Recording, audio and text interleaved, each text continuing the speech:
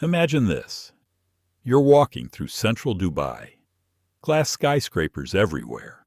Perfectly clean streets under your feet. A Rolls-Royce drives by. And at some point you catch yourself thinking, do poor people even exist here?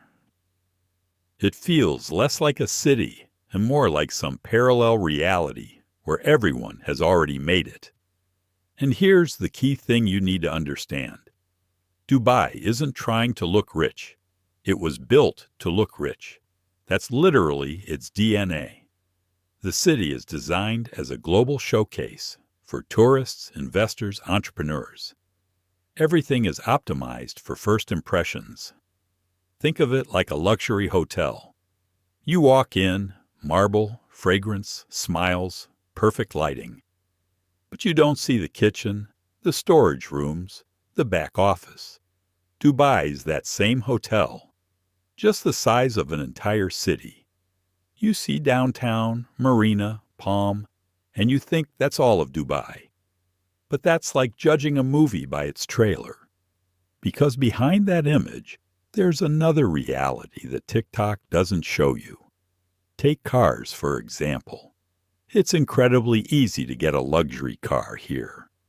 Not because everyone's a millionaire, but because the entire market is built around the effect. A tourist arrives. They want to feel rich. A resident wants to maintain status. Companies understand this perfectly and give you the tools to look more expensive than you actually are. So you're standing at a traffic light, 3 supercars next to you, and your brain automatically concludes, everyone's doing well. When in reality, you've just stepped into a place where showing off is the norm. Now housing, those views, rooftop pools, the whole lifestyle. Here's the interesting part. Dubai is a city of renters.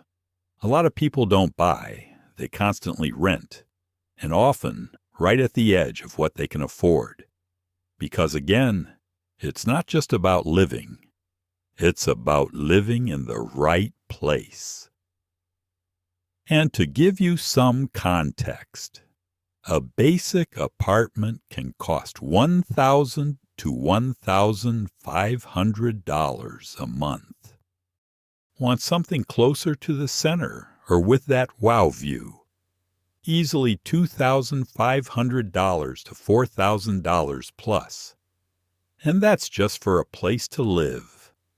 It's like choosing not the most comfortable couch, but the one that looks best in photos. Then everyday life. Eating out, $20 to $50 for a normal meal, nothing fancy. Coffee, $5 to $7. Add transport, subscriptions, basic expenses, and suddenly you're spending $2,000 plus a month without even noticing. And this is where it gets interesting. There's a strong culture of comparison in Dubai. You're constantly exposed to a higher level.